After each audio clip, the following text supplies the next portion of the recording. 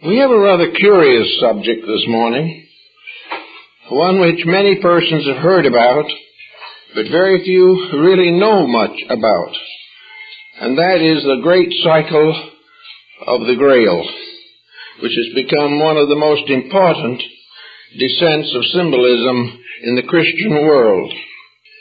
During the Romance period in Europe, there were a long group of troubadours, many poets, literary people, persons in almost every walk of life, religious and secular, who centered their patterns of living around what was called the legend of the quest, the search for the Holy Grail. And in spite of a tremendous amount of research, and the research into hundreds of manuscripts, the problem of the Grail remains very largely unsolved. So this morning we want to approach it a little differently, not dogmatically, to see if we can see a little more of the influence of this tradition, not only upon the people of the 14th, 15th, and 16th centuries, but upon the world as it is today. For part of the story seems to come down even into our own time. Where it all began is quite unknown. Probably it is pre-Christian originally. It may have begun in Persia or Chaldea or one of the other nations of the Near East. But it was the story of a search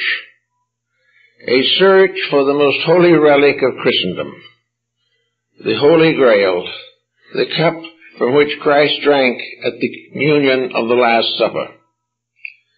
The fact that the cup continued to exist is variously supported by myth, by legend, and by certain semi-historical accounts. Probably one of the most prominent and common legends is that to the effect that it was brought to Britain by Joseph of Arimathea. He was the one who loaned or gave his tomb for Christ's body to rest in the Holy Sepulchre. Joseph reached England probably around the year 50 or 60 A.D., and is supposed to have brought with him the Holy Grail and the handkerchief of Saint Veronica. Veronica herself is said by some to have also been in this small group that under persecution left the Near East, traveled through France, came to the coast of France, and journeyed over to Britain, where they were hospitably received and where the original church of Glastonbury was built. So as far as the English tradition is concerned, Glastonbury becomes the center of the great Grail cycle.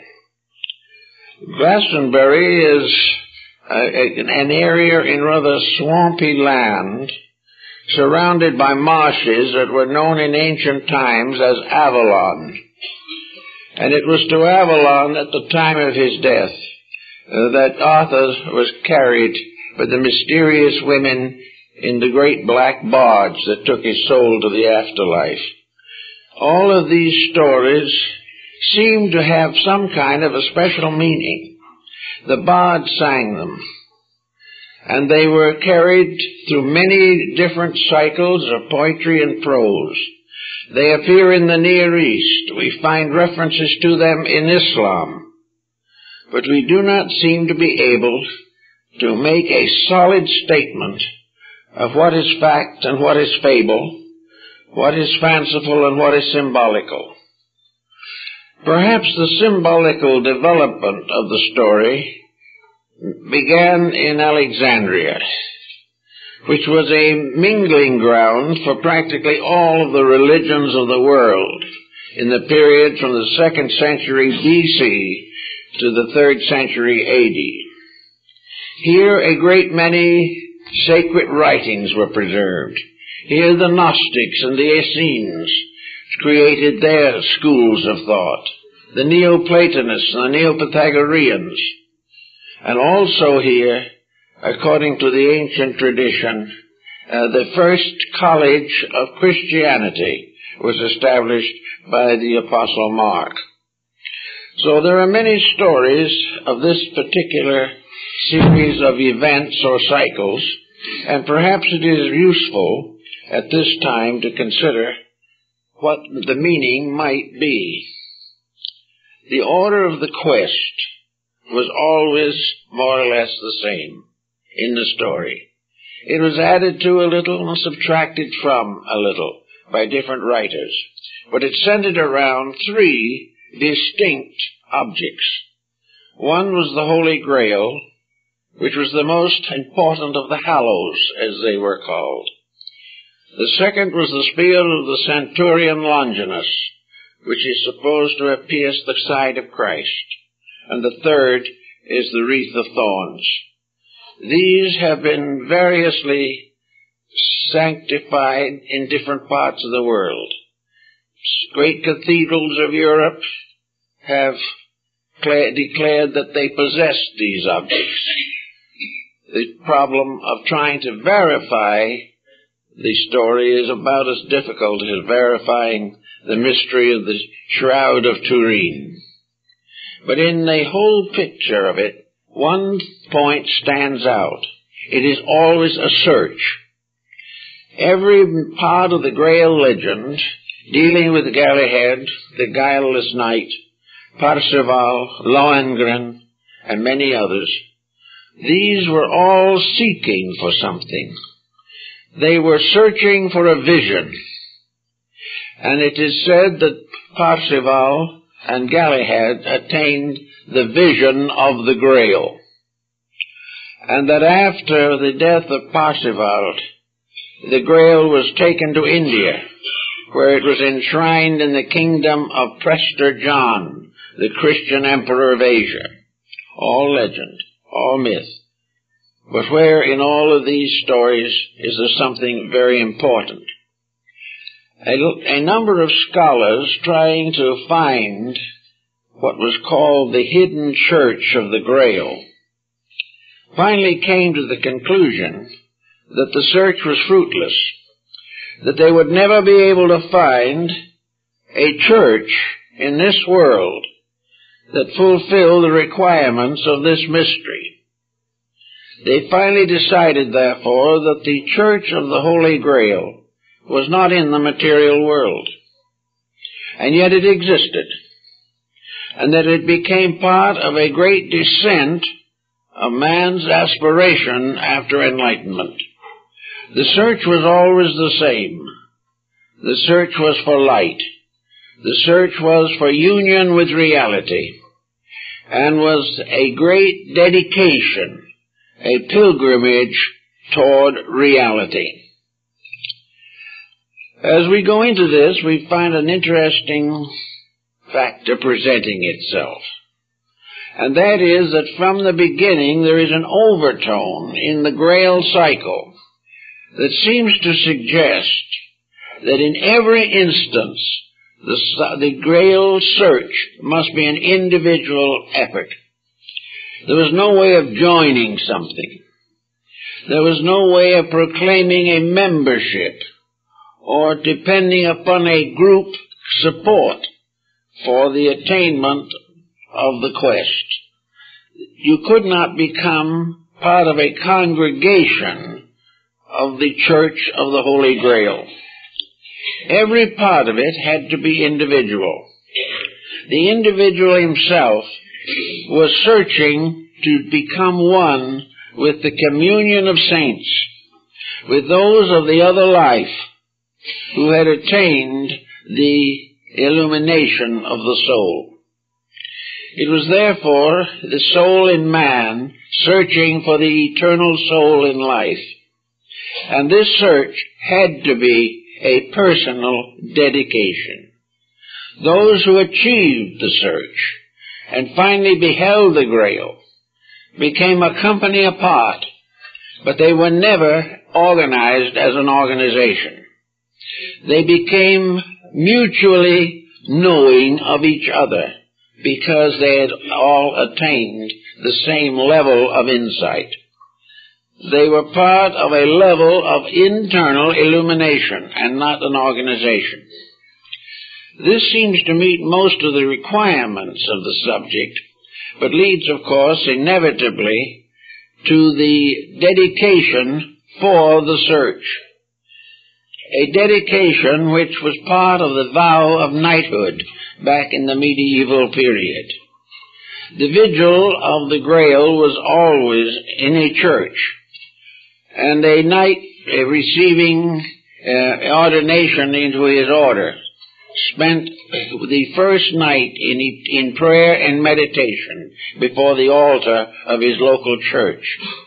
Having thus dedicated himself internally by a voluntary action of his own, he started out on a quest which no one could assist him. No one could do it for him. No one could walk with him. No one could prevent him from making mistakes. It was a lonely journey, a journey from illusion to light, from darkness to participation in eternal truth. This actually did affect the rise of the Christian faith in the early medieval period. The Grail cycle, regardless of its origin, which may have been among the mystery schools of Egypt, Asia, North Africa, Greece, all of these countries, but wherever it began, it became a key to the religion that had no physical structure. A religion that was entirely subjective. A religion to which each individual made his own commitment. And having made this commitment, either succeeded or failed. In either case, alone. Therefore, perhaps the entire quest of the Grail is best summarized in the words of Plotinus, who observed on occasion that the way to truth was the journey of a lonely person to that which is eternally alone. It was this aloneness that seems to have been the power of the Grail. Each individual had to call entirely upon his own internal resources. He had to train himself, he had to dedicate himself, he had to consecrate himself. He had to master one by one the weaknesses of his own flesh. He had to overcome the pressures and temptations of ambition and avarice. He had to purify his own nature by a vow taken only to the very highest part of himself. He must slowly climb that mountain between his own material nature and the attainment of the enlightenment of his inner soul. It's a very interesting concept, and probably has never been fully explored, except that there are records and indications that certain persons apparently achieved this tremendous dedication. Also, it was twisted into the cycle of alchemy at one time, so that the purification of the metals, the transformation of all that is base into all that is sacred, was the great alchemical transmutation, performed alone by an alchemist in his little laboratory, by prayer and meditation, and on rare occasion by some type of miraculous manifestation. To the Grail cycle, the miraculous was an internal mystery. It did not deal with the commonplace of life. Miracles did not interfere with the workings of universal law. Miracles were inner experiences of attainment, a proof that the reality was nearer than it had been before. The problem of the origin of the Grail, again, has a great many legends associated with it. One legend says that it was carved from the crest jewel of the archangel Lucifer when he fell from heaven. Others say that it was part of the basin of consecration found in the ancient rites of the tabernacle in the wilderness. Some believe that it was the ecstatic cup of Bacchus or Dionysus in Greece. In most cases, it was a chalice in which the individual had to find ways and attain to the possibility of cleansing the inside of his own cup, which was the actual meaning of the term. Now, in doing this thought, or living this way, we find that there arose in North Africa and in early Christendom a teaching that was to become very important in the life of people. And this teaching was the cultivation of the power of internal visualization. In other words, the individual gradually transformed these ideals into inner pictures. These pictures, like the Oriental mandalas, were visualizations of a superior state of being, visualizations which impel the individual to fulfill them or to achieve the mysteries which they represented. And in some of the old English block books, and on the continent also, the city of the Grail, or the Church of the Grail, is placed at the top part of the great Ptolemaic system of the solar system. You climb the ladder of the 7 planets to reach the entrance of the secret house. This house was above the firmament, and there dwelt together the deity, the triangular Trinity, and the abode of the blessed. So the whole concept gradually became a series of self-disciplines by means of which the individual sought to remove from his nature all forms of defilement. Now, the beginning of the Grail journey was always the same. It was, first of all, the realization of a great need. And I think maybe that is where we have to begin our thinking. No matter who we are or how well equipped we are for life, there are always areas in which desperate need arises. No individual is completely sufficient to his own necessity.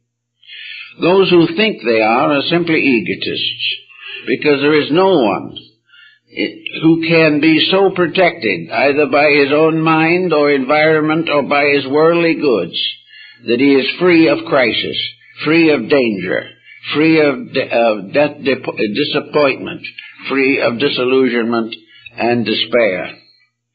Therefore, the beginning of it all is the concept or realization that we are all imperfect, and also that by the kind of world we live in, the grace of a divine power has made it possible for us to overcome these imperfections in ourselves. The individual can live a good life, a life that is not temporalized by advantages or corruptions. The individual can be a true Christian. But to do this, he must make decisions, and very often he must turn his back on the very church he claims to belong to, because it is not possible for the individual who is dedicated to the search to accept a theology as the basis of his own enlightenment. He must realize that his journey to the Grail is one of dedication and personal victory over the weaknesses of nature, the possibility of living nearer and nearer to the love of God by direct personal unfoldment. Therefore, in the search for the Grail, there must first be rites of purification. The individual must gradually, to the best of his ability, put his life in order. He will not be able to do so perfectly, that is understood, but he must make a gradual effort to get over the problems by which he is bound to an inferior state by his own center of consciousness. He must get over all grievances. He must fulfill the commandments of Jesus. He must dedicate his goods to the need of those who are impoverished. He must give graciously of himself at all times. He must hold nothing and demand nothing. He must never conspire to gain anything for himself, including a conspiracy after truth. He must not have any of these motivations behind his action. There must be only true and simple acceptance and practice of the noblest form of life which he can experience. Now, if by this type of problem, or this type of living, he gradually overcomes the major weaknesses of his own nature, he gradually comes into a state of internal tranquility. And tranquility is the open door to the sanctuary of the Grail. Tranquility means peace with reality. It means that the individual accepts without question the true teachings of his religion, whatever it may be, and lives it without restriction or compromise.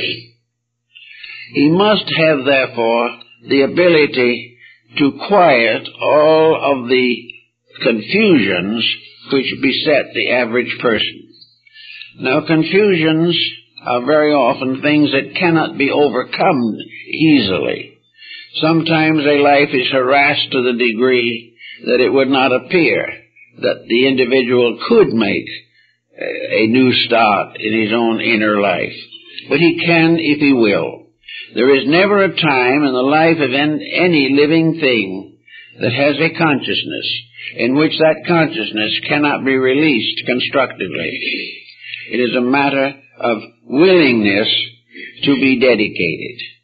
Assuming that the person achieves this type of dedication, it might be regarded as an order of knighthood. He becomes the first grade of the search for the Grail. And all the knights dedicated their sword handles, which were the form of the cross, to the good fight, the battle to overcome the darkness in self, and to protect the light in others. The Knights of the Garter and so forth were always out protecting people in distress and saving the maiden who was in the hands of the villain.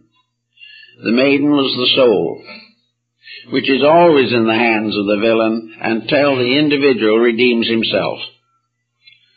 So the knighthood of the Grail began by this proof of courage, proof of integrity. The young knight did not know what he was going to find. He had no promise that he would find it. He was simply told that his hope was only through the conquest of himself, that no one else could help him, and all the prayers in the world could not bring him the peace that he had to earn by the development of his own character. And he might pray for character, but if he did not have the courage to live it, it would not come to him. So having gone through all these problems, and coming finally to the Gnostic quietude, the individual lacks none of the needs of life, but has an inner tranquility in which he lives in this world but not of it. He performs all the duties that are his proper responsibilities in life. All effort to escape responsibility is treason as far as the way of the Grail is concerned. The individual must never try to grow by neglecting something else. He must fulfill, according to the best conscience that he possesses, every daily responsibility. He must bear all burdens without complaint. He must recognize that all occurrences are lessons, and that each lesson that comes, the more difficult the lesson, the greater the attainment. And it is upon this climbing this ladder of circumstances, this mysterious stairway of incidents, and conquering them one by one, that he attains to the gate of the Grail temple. Having come to this point, then, he settles down to the next step of his growth, namely, what the Oriental has always known, the meditative arts. The quietude and contemplation enables the individual to relax and allow the best of his own inner life to come through. When we relax, one of two things happens. If we are not too well oriented and pretty much bound to our mistakes, when we relax, we're miserable. When we relax, we have all kinds of negative thoughts.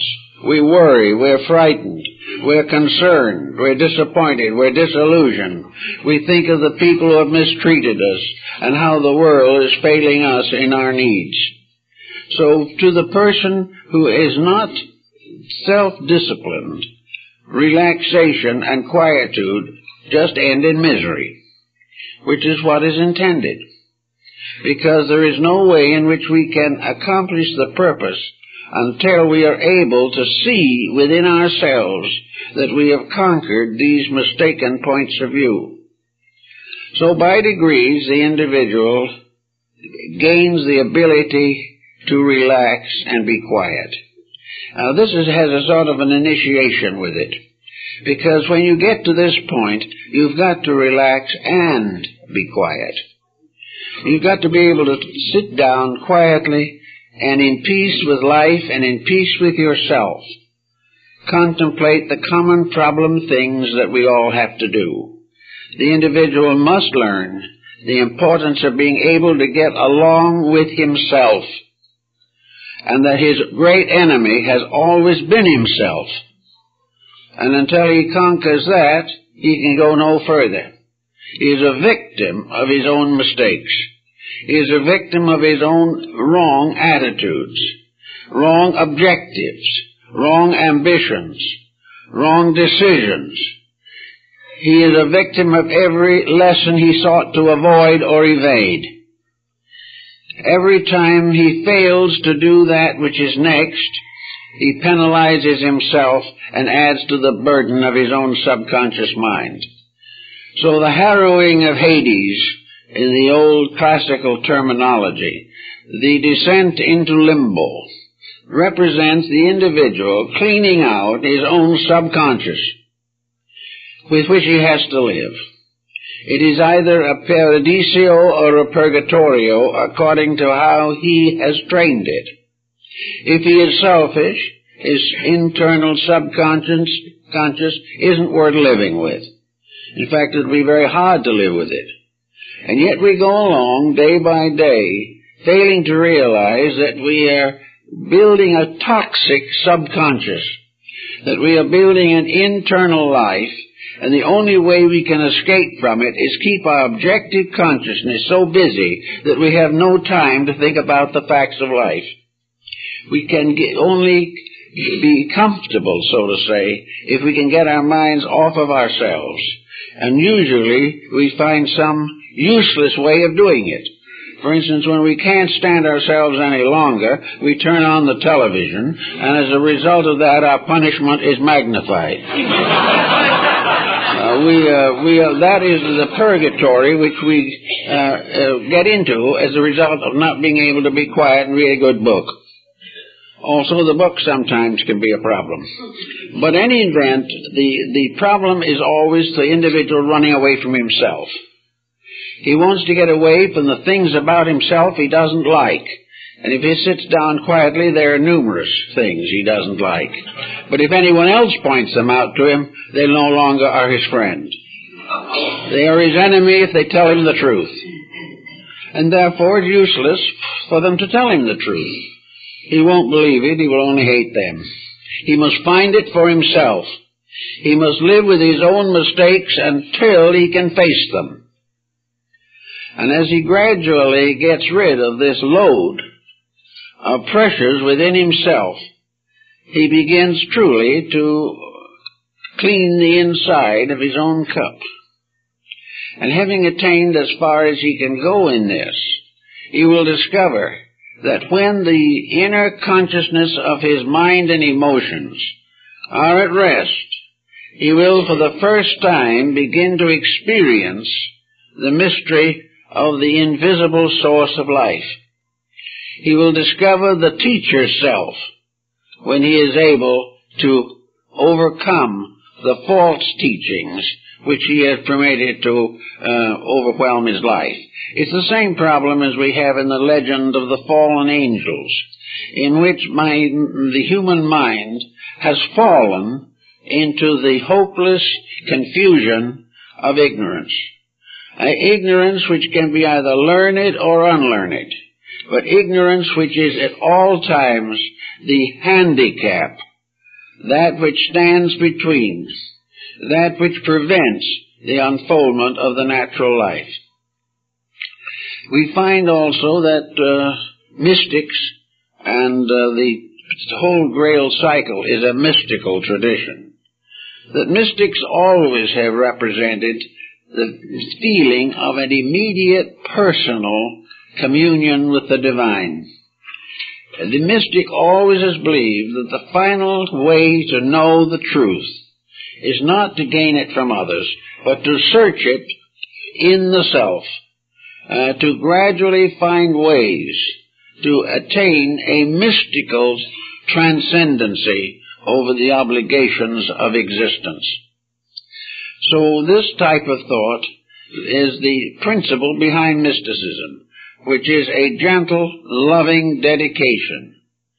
And gradually, as the mind's subconscious pressures are relaxed, we discover the arrival or the emergence through vigil, which is a vigilance over self.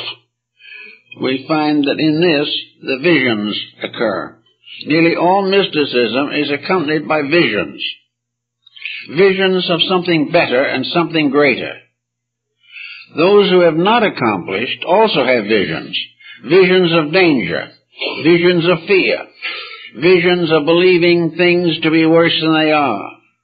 Believing that they have a right to hate people who do not hate them. All these things are the negative visions.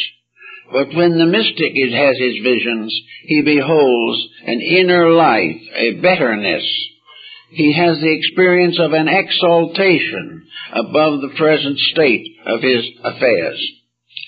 Almost all religious art is aimed at this level of the individual's growth, namely the level of portraying, figuring, symbolizing in some tangible way the intangibles of the inner life, that in some way the meditation upon a sacred picture helps to strengthen this inner resolve, helps to make the inner life quiet, peaceful, and beautiful.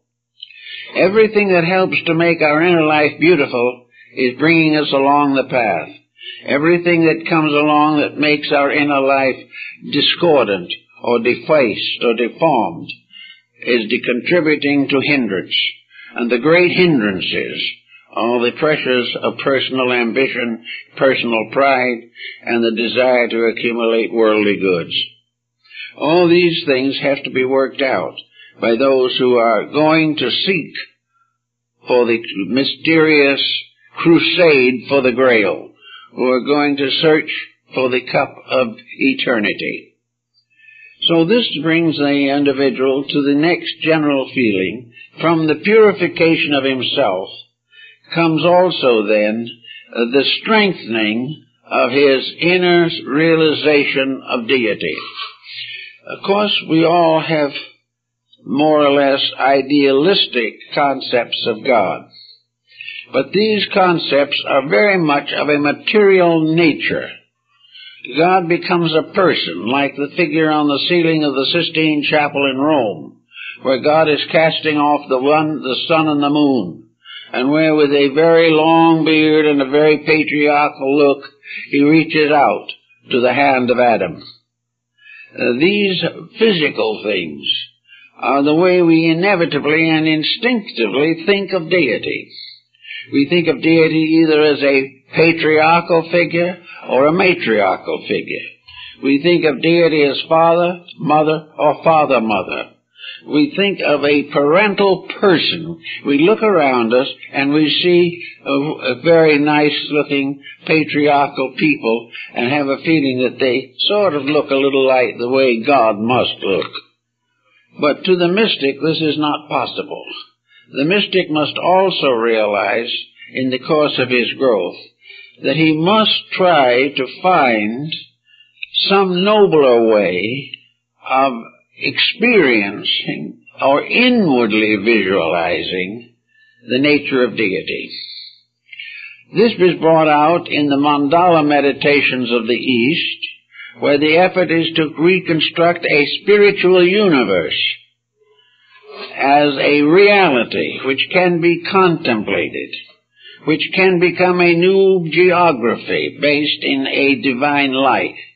But even here, the danger still exists that these things are merely an attenuating of physical factors. There is apparently no positive approach to the nature of deity. We can tell what it is not, but when we come to tell what it is, there is always a certain uncertainty. But in the search of meditation, we find almost all mystical schools have religious observances, not observances demanded by some system. When they're demanded by a system, they're very dangerous. But a natural desire to understand more of the substance of things unseen. And this becomes the basis of a meditational development. The individual may meditate in the presence of sacred objects which have a tendency to lift the mind, but are themselves transitory, but they are part of the growth process which must be gone through. The Eastern Christian monk gazing with meditative veneration at the icon of one of his saints or a beautiful picture of the Virgin Mary. These have a tendency to discriminate. They cause the individual to find joy in that which is truly the source of joy, rather than to find joy in little things, mortal preoccupations that have no essential meaning. Everything that helps in the constructive yearning towards reality. And then we come to another problem of hindrances which has to be considered, and that is, do people really want this? Does the individual really want to live this kind of a quest? Or is it going to gradually turn on him as a frustration in which he is miserable trying to be good? If such is the case, he has to stop immediately. Because unless the moods that grow in him fulfill him and make him happier than he ever was before, then something is basically wrong in the work he is attempting. He is never supposed to give up the world with a terrible sense of loss. If he does, he should stay where he is. He should give up the world only when in his heart and soul he is rejoicing at having discovered something greater than the world, something more important, something that he can love more fully, more completely, and more permanently.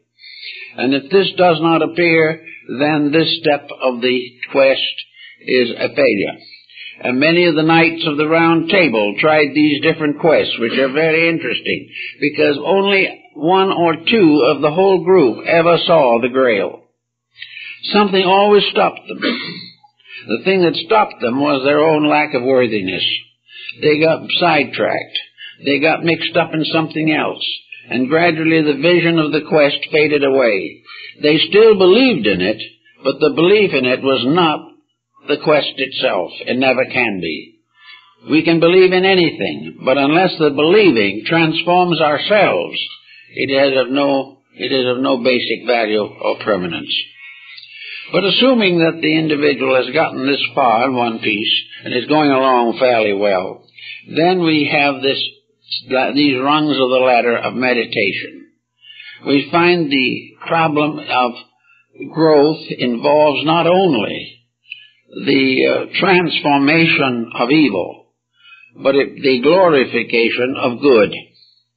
The individual in order to really understand life, the great world of divine principles and causes, was placed in a garden where he was supposed to name all things according to their natures. He has rather named all things according to his own likes and dislikes, which is not the same thing. But in all of this problem, he has to recognize the importance of the experiences of growth. For instance, the mind must be developed. The various arts and sciences are rungs of a ladder. The individual is not wrong because he's a biologist. He's not wrong because he happens to be a grammarian. It is all a problem of what he is inwardly motivated by. If he is properly motivated, all sciences, arts, philosophies, crafts, and trades are equally sacred. If he is not so motivated, they are all equally profane. Therefore, it is not that the individual should walk away from experience or try to go off somewhere and live in a hermit cell for the rest of his life, or renounce humanity. A great many people just renounce humanity, and they try to get along without it. They try to leave behind every disagreeable task. They resent every social restriction. They dislike constantly the ineffectiveness of governments and religions and educations and everything, and come out very desperately against prevailing systems. This doesn't do much good. It constantly adds to a negative sense of criticism. It proves that the individual is still functioning without the gleam of eternal light that should be within himself. So he has to start in and look over everything he doesn't like and find out why it is important, why he needs it, why he must understand it, and very often why he must transcend it by a full action of consciousness. So the individual who tries to excuse his weaknesses by pointing out the weaknesses of other people is not moving in the right direction at all.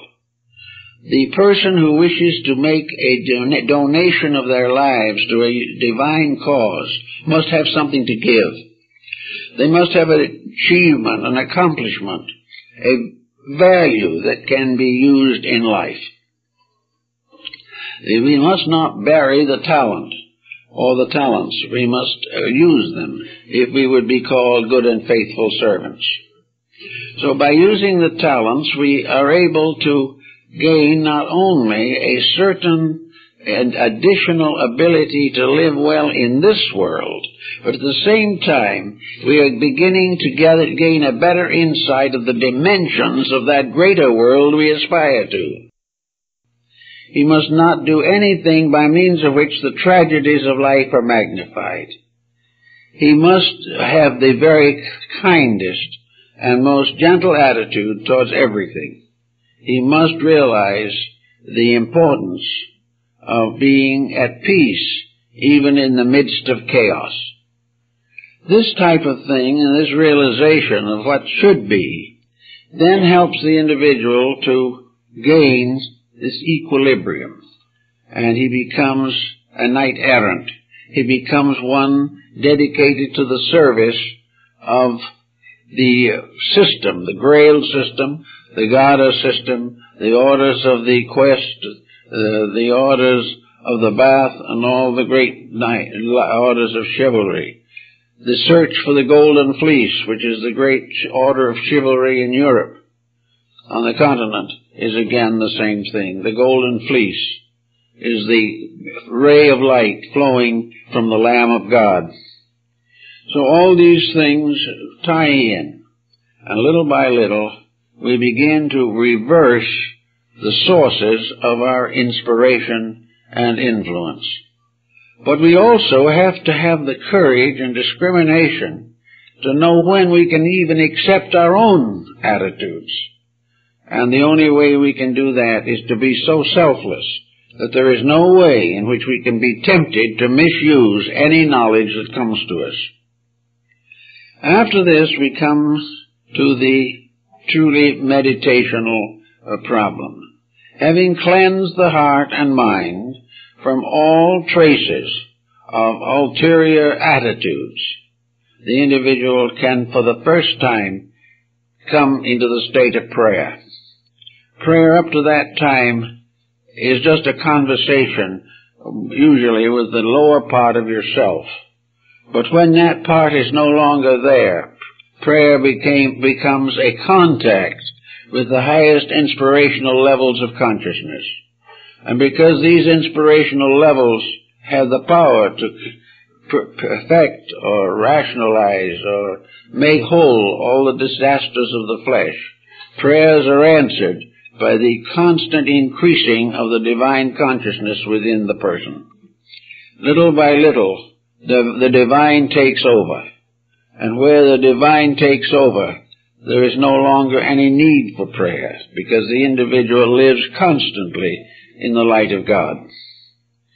So in the continuing of these thinkings, we come to the period of beginning to be useful. We must have some kind of a cause. The knight without a cause is in serious trouble. But the cause is dedication to whatever is necessary in life. Now this brings in a point that seems to be inconsistent. And from the outside it is inconsistent. But there is an inner meaning to it, which we find has a consistency. We are taught to purify ourselves and to free ourselves from worldliness, and yet we are also taught to turn back and serve those who are in worldliness. We have to go back to feed the hungry, cleanse the leper, heal the sick, and according to the teachings of Christ, finally to raise the dead. Therefore, we have a job here, even though we are outgrowing here. And the reason why we feel this need for this commitment is because the persons who are in trouble are usually not able at that time to sustain themselves.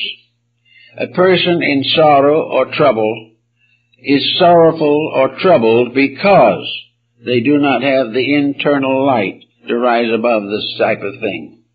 Therefore, comfort and consolation is important to them, but it must be given always in the sense of a reality. It can never be the individual being taught to do things he shouldn't do because they'll make him happy.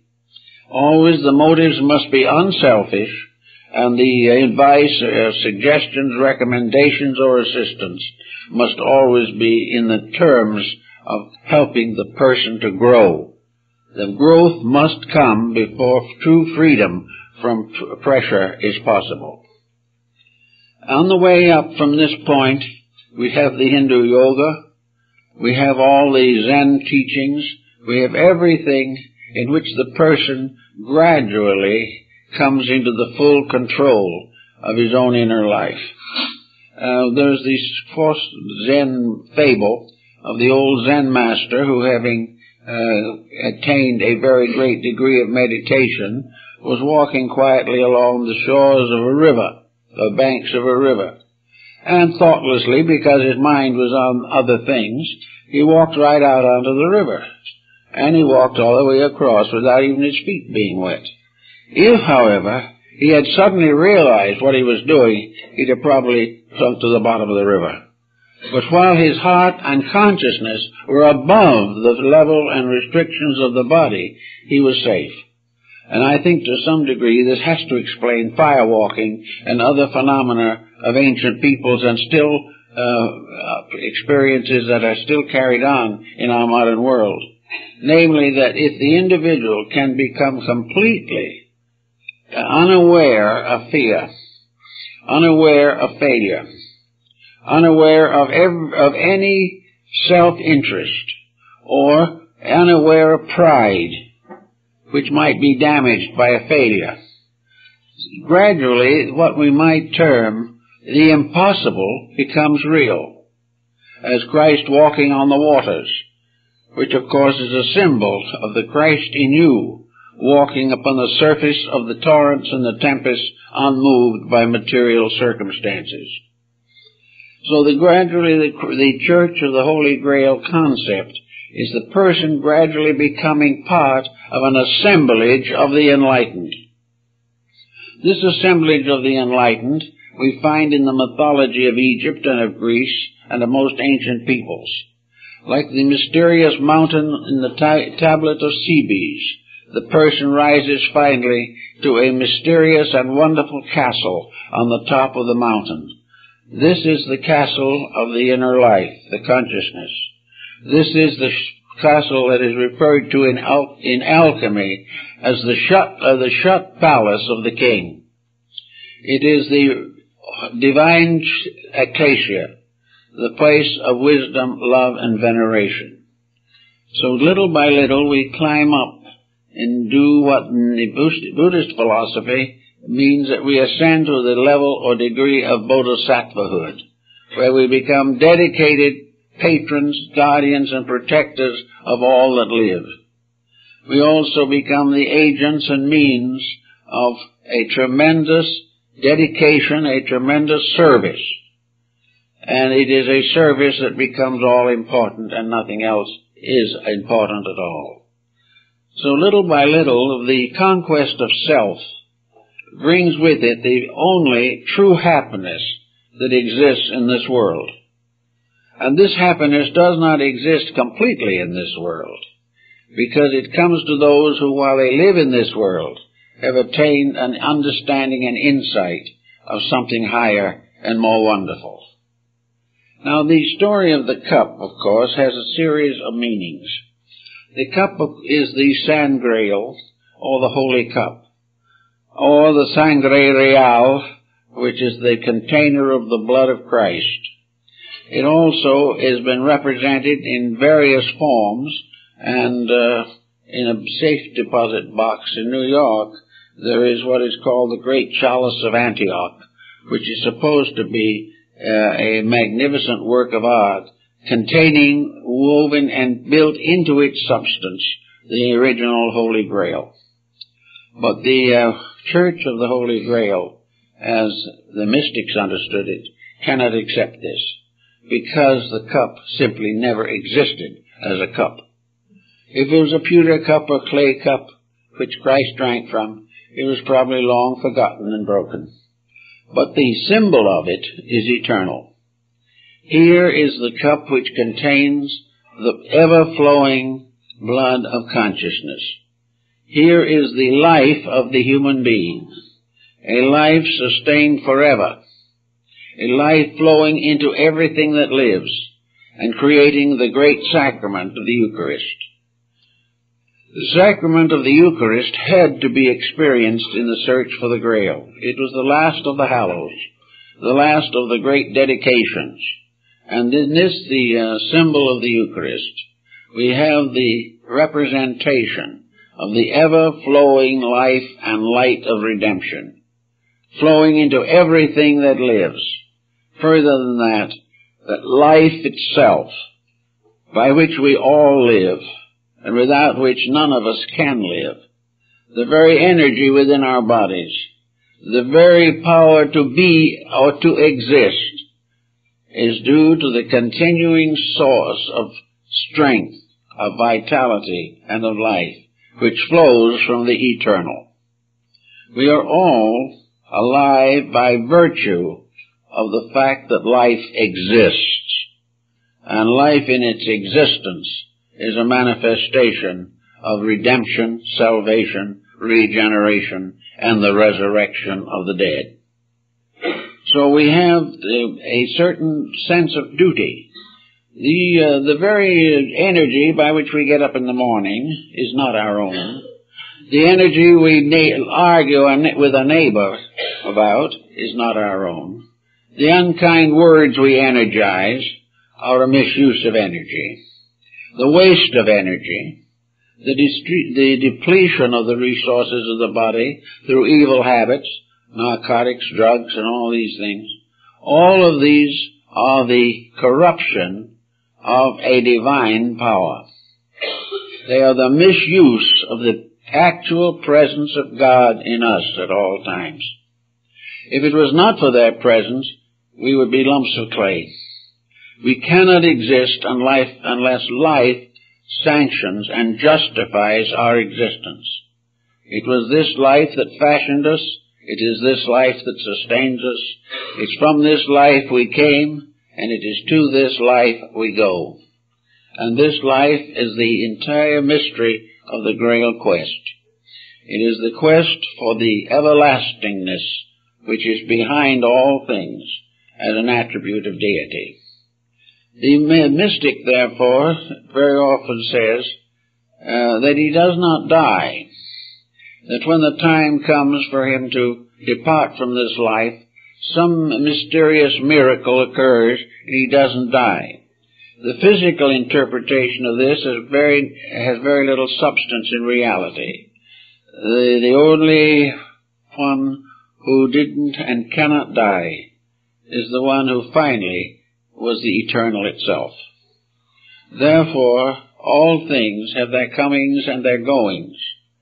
But the alchemist and the mystic was taught that the transition from this world to the next is not a death, and the perfect acceptance of life overcomes the illusion of the reality of death. In other words, that in which life exists may be transformed. The body of it may be changed. The life may be incorporated into other creatures, but life itself cannot die. And life has, by its own energy, produced the evolution of the various kingdoms of nature, including man. That life does not die. The life in the individual cannot die. But it can depart from the body. But this departure is not death. It is transition into another dimension of space. Therefore, the search for the Grail not only continues throughout the material life, but the attainment of the degrees of manifestation that are possible to the human being allows this process to continue, and the individual who in this world passes out in a state of dedicated reality finds himself in another great room in the house or castle of the Holy Grail. Because the Holy Grail stands for those other mansions referred to, by which man is ultimately to ascend to the fulfillment of his own purposes in the divine life of things. Jesus says, "In my Father's house are many mansions. Were it not so, I would have told you." And these many mansions are the rooms of the castle of the Grail, invisible but eternal. In the ancient Hebraic mysticism, the temple at Jerusalem is said to have been built on the top of Mount Moriah, on the threshing floor of the Jebusite. But the real temple of Jerusalem is in the sky above. And the real temple of the Grail is not in or with any church on earth, but is above them. And that which is eternal is always dominant, always leads all things. Now, many people, including the Gnostics and the Neoplatonists, tried to find ways to accomplish this release from the ignorance and struggle of materialism into this path that does lead to final emancipation. Therefore, they attempted to create something that was not creedal, not denominational, not tied to any religion, but was essentially the essence of all of them. Because all religion has one essential purpose. That is, that the individual shall come to perfection and union with deity. All religions were paths leading to God.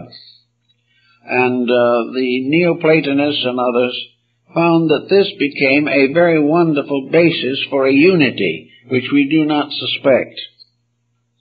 If all these paths all lead to the same end, then all denominational and creedal inequality is meaningless. The individual Wherever sincerity dwells, God dwells with us and has helping and leading us to the better way of life. So on the basis of this fact, the Gnostics and the Persians and several others created the concept of the great religion in space, that there was one eternal spiritual science. There was one great church, one great cathedral. It might have all different names. It might be worshipped by 1,000 different sects, but they all, without knowing it or with some hope, without any understanding, they all are on pilgrimage to the same house, the house of hidden places, itself hidden. Every material aspiration is a step forward in the journey toward the universal church, the church which never began as far as man is concerned and will never end as long as there is need anywhere for the grace of God to be disseminated throughout creation. So this idea was developed gradually until it became this over-faith. And it was very valuable during periods of religious persecution, because there were many generations in which all effort at piety could lead to martyrdom.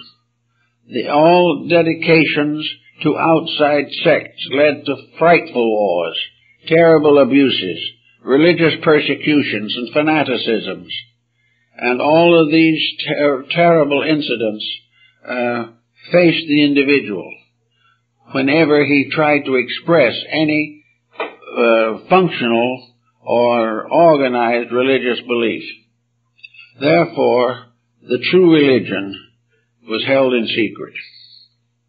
All of these outward forms of it were symbols of its own inner mystery. The symbols were obvious to those who understood, and those who did not understand could gradually enlighten their inner life until the understanding came to them.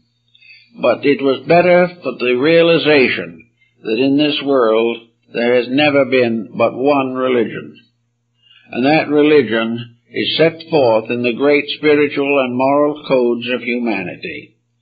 And it has been disseminated throughout the world by religious teachers, by messiahs, by saviors, by martyrs, who have given everything to bring the code to earth, to bring the reality to earth.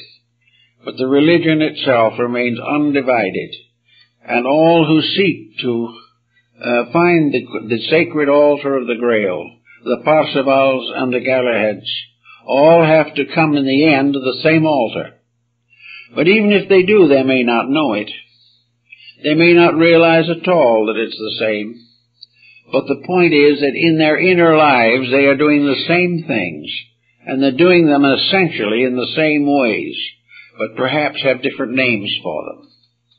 Thus every virtue is a universal quality, which cannot be divided. It spreads itself through everything that lives and exists, whereas every vice is a local situation. It is something that exists for a little time in certain places due to misunderstandings.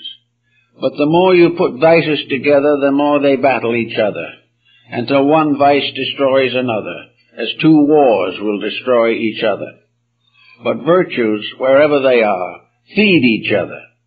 For in virtues there is always peace and harmony. Therefore virtues are eternal and immortal. Vices are temporal and mortal. And by releasing the mind and heart from the vices, we become again in the presence of the realities.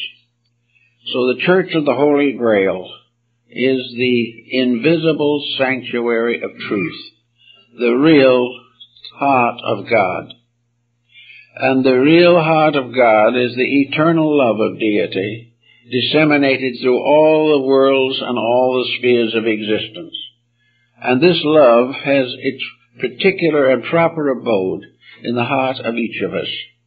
It is this love in the heart which is the Redeemer. And in this case, the blood of God in our own hearts is really blood flowing in a grail or cup. The heart itself is the vessel in which the living blood of God is forever disseminated throughout the world. Gradually coming to understand these things doesn't in any way interfere with practical experiences of living. It simply dedicates them. It baptizes actions and circumstances. The blood of truth baptizes every action that we make in our daily existence. So on the path went, and it was believed that in the course of time, the mystery of the Grail would be solved. But in Europe, the light of truth began to fade out. For a long time, men neglected the inner truth of things. And therefore it was said that the angels took the Grail out of Europe and brought it finally to Asia. The Western issue is that it was brought to Glastonbury, where it is buried somewhere. It is hidden as a symbol of the physical perfection of life. The chances are that physically it was not taken to either place, because it is not a physical thing. It is simply the chalice of spiritual ecstasy. It's the mystery of the entheos, of the foreverness in God, which we call enthusiasm, which originally was the sacred emotion of man's complete acceptance of God. So all these little stories and big stories and legends, old and new, all seem to tell us that there is the Church of the Holy Grail, the Church of Parzival, or Montsalvat, on the heights of Spain, the mysterious lands and gods of the Nordic peoples, and Valhalla, the abode of heroes. Everywhere we find the same thing, the Olympus of the Greek, the Meru of India, the Shambhala of Tibet. These are all symbols of the secret church, the mysterious sanctuary which forever remains, and to which each aspiring soul comes in search of reality. In each generation, the number of those who make the search increases. Little by little, the journey is more generally understood. Also, in the cases of those who have advanced a little way and have found peace and have found kindness and have come to love that which they once either hated or ignored, these people are leaven in a loaf. Each of those who becomes a knight of the Grail becomes a defender of the faith, a defender of all that is good in humanity, and all that is worthwhile in the mystery of life itself. Therefore, each of the mystics that comes along, mystics like Vimy, or any of the ancient mystics that were of Egypt, Greece, great philosophers, Plato, Pythagoras, Socrates, all these had gone a little way and had become acolytes, so to say, in this sacred assembly. And yet they didn't recognize the sacred assembly as a separate thing at all. This mysterious church of the Holy Grail has the earth itself for its checkerboard floor. The great combinations of integrities and honor are the columns that rise above the floor of the sanctuary, and the arches of the dome, as one writer said, are the clasped hands of comrades. The whole church is a living thing. It is humanity. It is that which must gradually come to be the most worshipful and the most purposeful of all human institutions. We are going to have to move away from the concept that the material world is the reality, and that according to how things go here, so they go hereafter. We have got to come finally to the recognition that this world is a sanctuary itself. Every part of it is part of one sacred house. This sacred house is the home of all kinds of living things. And in this home, which is the one great church, many little churches have been built by persons of various convictions and dedications. But after all, the earth itself, the solar system, the cosmos, all are sanctuaries. It is a mistake to think of any of them as materialistic, mechanical devices. The earth is not just simply a physical planet with an atmosphere extending a few miles from its surface. The solar system is not a machinery of planets. Cosmos is not a mechanism of stars. These are all parts of great eternal principles manifesting forever.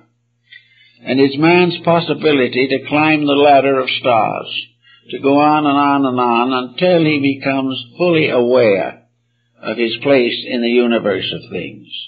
And this search to the knowledge or awareness of realities, of course, is the quest of the Grail. It is the continuing struggle of all that lives to grow. Birds, animals, insects, everything have the great pressure to survive. And for man and for all creatures, true survival is not the survival of the body, but the survival of the God within the body. We are all concerned with the myth of the dying God and the resurrection of that God through our own personal contribution to the integrities of the world. And as we gather a little bit here in Christmas time, it might be valuable to realize some of these points, that we are living in a world of divine potential. There is nothing that is necessary to us that is not available. But we cannot come to the greater while we cling desperately to the lesser. We cannot be gods and mortals at the same time. Actually, we never were mortals in the truest sense of the word. We have always been gods in disguise. At the moment, we are gods in distress. Difficulties and problems are gathering around us. But behind, within, and about all of these is this immense sanctuary of life. Universes going on, cosmic systems going on, galaxies going on, and all that exists, the living church of the Grail, the one tremendous structure of universal integrities. You can't join it in the ordinary sense of paying dues. It's not interested in dues, but it does have something about it. It wants nothing, needs nothing, and can use nothing but the best of each of us. That which is the true reality in us can become part of the great congregation of the Grail. And this congregation is dedicated in many ways to the service of eternal truth. Truth must always have hands and feet in order to function in a world of hands and feet. Where there are no hands and feet, it has other members. But here, each dedicated person helps to release or perfect the great plan of life to which we all belong. And the mystics of Europe seem to have understood this. The mystics came to realize in the end that the whole symbolism, the whole emblemata of things is a single story, the story of the eternal quest of that which alone can bring peace. The peace of nations, the peace of families, the peace of individuals, all must come from ennobling of human character. Now, we don't all feel very much like ennobling things here and there, at least. And the problem of a world dedicated to ennobling character seems a long way away. But after all, the gods move quietly, and like the millstones of the gods, universal nature grinds slowly, but actually very fine in the last analysis. And all this problem that we face is just part of the individual finding the way he has to go. We say these are very bad times, but perhaps they are the best times that we have ever had, because for the first time we are facing problems that must be solved. We can no longer run them under the edge of a rug somewhere. We can no longer migrate to another continent to get away from persecution or the pressures of life. We have to face them now. And with the proper enlightenment, each one will become worthy of knighthood in this story of human progress. We all must now begin to think, as we never have before, of what constitutes integrities. We will have to decide whether we want to go on making mistakes and suffering, or whether it would be more comfortable to change our own ways and let the light of truth lead us in the direction we should go. So stressful times are good times.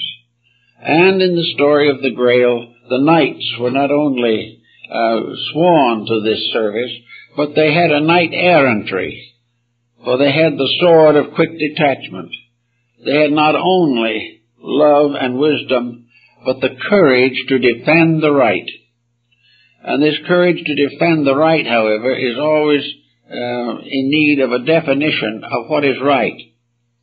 To defend the right means to always stand for the truth. To defend the right means to come to the aid of truth where it is endangered, if it is in our power to do so. To defend the right does not mean to keep things going the way we want them to in a material sense, but to defend the right is to prove to ourselves and others that eternal principles rule forever, and that those who are the true onward Christian soldiers are the ones who will defend the integrities of life, regardless of the cost to themselves in material concerns. Christ gave one great commandment to his followers, a new commandment: love one another. Now this is the voice of heaven speaking, and there will be no peace on earth until that divine emotion is firmly established in the hearts of human beings. No great miracle is going to bring it. The great miracle will come in each individual life when suddenly comes the realization of the meaning of it all. All study, all matters of personal improvement, all religious and philosophical research, all these things are to help us to get into a condition of consciousness in which it is possible for this mystery of enlightenment to occur. The mystics, with their illuminations, were brought into an emotional, spiritual contact with the integrities of life. They suddenly saw the air and the land beneath their feet, the waters, all these things as living testimonies of an eternal reality. They heard the cry of the bird. They heard all of the signs and symbols. They watched the mother watch her young. They watched all the beauties of life and realized that these are the great symbols of the divine purpose, and that it is up to us to live in the light of truth if we wish this purpose to finally lead the world into peace, security, and honor. The honor must come first in ourselves. And though we may say it is difficult, we can say that many can fall upon the right hand and many upon the left. But if we are just, we will stand. We will survive in the great pattern of things, because it is so ordained. And those who are faithful unto little things will be made masters over greater things. We must be faithful to the reformation of ourselves. And as this is accomplished, we will be given larger tasks and greater opportunities to be of value to our world and to the powers that created it. So at this Christmas time, the idea that the whole universe is just one church, and that the voices of angels can rise only when human beings and universal beings everywhere pay homage to the eternal altar of the human and divine souls. All this was part of something that was taught 2,000 years ago. But people didn't really listen too well then, and they're not listening too well at the moment. But they're going to have to learn to listen for the things we all dream of, the hopes we all have, the future we want for our children, the blessed values to people all over the world who are now suffering tyranny, martyrdom, and destruction.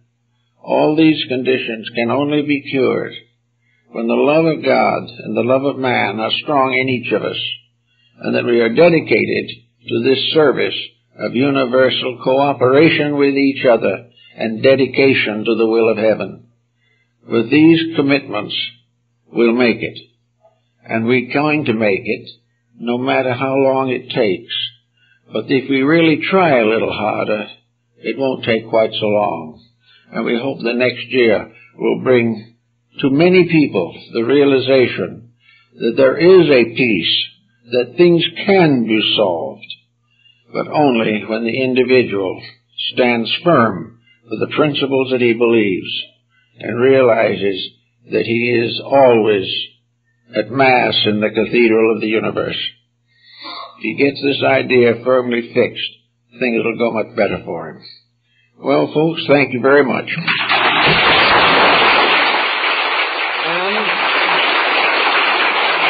I hope for all of you a very, very Merry Christmas, a very Happy New Year, and a very deep study of yourselves. And if all these things are done, things will improve.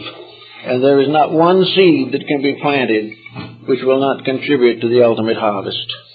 We're all working at it. Keep going, folks.